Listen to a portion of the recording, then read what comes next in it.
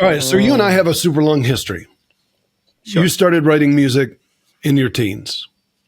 Mm-hmm. And you were the one that inspired me to become a writer and inspired a lot of other things. Now, you've gone on this crazy long journey with your life. Music's always been a part of your life, but it's come and gone as far as you writing and producing your own music for yourself. Right. And your incentive for doing it has changed over the course of your life as well. You know, I think we all in the early part we're inspired by rock stars. We want to be rock stars, Sure. even if we pretend we don't. And then, you know, we get into music. There's the gasoline that gets us in. It's the fuel that gets us to try to be good at what we do. And then you get in far enough, and then you make some decisions of, is this working for me? Is this something I want to put, or is there something else in my life? Now, when you're doing music, you've told me you're doing this for yourself. Sure. And so we've talked about asking yourself, why do you do it? What's your audience?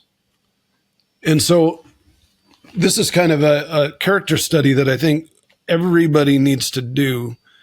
And I'll ask you the question because you're a songwriter doing it for yourself.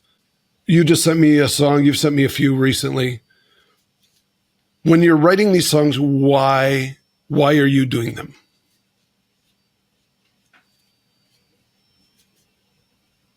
Boy, do you want the honest answer to that question? No, obviously there's things in your life that have driven you to want to write more now. And I'm sure there's subject matter and there's topics that you're trying to get out. But what is the versus just writing a poem or writing yourself a letter? Why are you writing a song? And what is your intended audience for that song?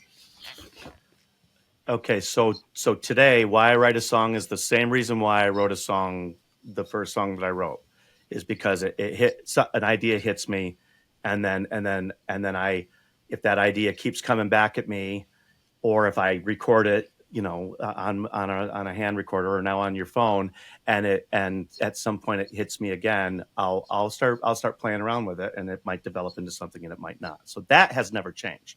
I never sit down and say, "Oh, I'm sad about rainy days. I want to write a song about rainy days." That I have never, ever, ever done that. It has always been some sort of an idea, like literally a melody that'll hit me in a head, that'll come to me, and then if I start scatting with it, it's a little seedling, and you just sort of play with it. I've never just sat down and just like I'm gonna write a song now because I want to write a song about this. Right. So why I write now? Right now, my audience, my guaranteed audience, is me, and my semi-guaranteed audience is you and my wife, and that's it. So why I'm doing it now is because I'm getting a lot more of those ideas, and I've got a lot more free time right now than I used to have, and I'm feeling a lot more compelled because right now, because I don't do movies anymore, I have no other storytelling outlet. So I think that's why all of a sudden I'm much more compelled to write songs again, because I have no other creative storytelling outlet anymore. Okay. So for you, it's a creative storytelling outlet that you've had for the bulk of your life. And you know, when you want to tell a story, that's an obvious way to do it. Sure. Which is might be why I was both, when I was really pursuing movies, I didn't do music at all. I mean, you know that there was like a 15-year period of time when I just didn't do music at all. What are your honest expectations of a song when you've completed it and you go, okay, that's done, I'm moving on? What is your hope and expectation genuinely? Wow. That it sounds good in my car. Because that's really what I've gotten back to. When I started recording songs, I was recording songs because I wanted to play a tape that I loved start to finish. Right. And that wasn't any good, but I loved it at the time, start to finish. And that's why I was making tapes. And that's kind of what I've gotten back to, is I'm making songs so that I can play them in my car, whatever, just playing back because I love making music. I love making music.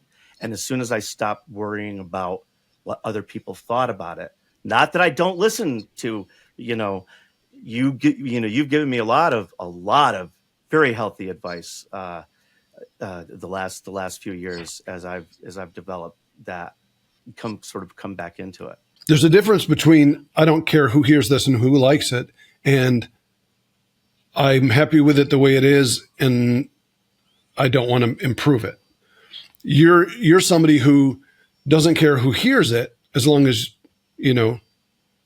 it's fulfilling its emotional purpose for you. But at the same time, you're constantly trying to grow the quality of how it sounds. I'm not immune to that. If somebody found something of mine somewhere and was, holy shit, I really, for some reason, they just loved the song that I did and whatever. Right. Oh, I would love for something like that to happen. Don't get me wrong. I'm just not doing it for that reason. Right. And I'm not kidding myself that's, it doesn't happen to anybody, but it might happen to me. The thing that it's a lot easier to talk yourself out of that mindset as you get older. It just gets so personal. You start to feel like you're bragging about not caring that anybody, because maybe it's also because it's very, very different for me. It's very different ground for me to really, truly not care about what people think. I want you to like it. I want people to like it. But if you don't like it, it doesn't crush me like it used to. And I could only get there by really genuinely not caring, but by really telling myself and believing it that I am the only audience that this is ever going to matter to. Right. And then if it builds from there, that's great. But if it starts with the art and it's true, then the audience that it's made for is always happy. Vicky and I have had this discussion about, she's writing now and she's writing for herself, but now she's getting it out there too. And she has to think about concessions that she has to make. It's not that I don't want to make those concessions or I wouldn't make those concessions. It's that I don't have to make those concessions. So why? Right. Only have to please myself. I guess we finally got to it, right? So if I'm not writing a song to please you or my wife or anybody else, because you may not even hear it, as long as I'm pleasing myself, my entire audience is happy. Yes. And then take it from there. And then if nothing else, what you're doing is at least genuine to you. Right. That's tricky.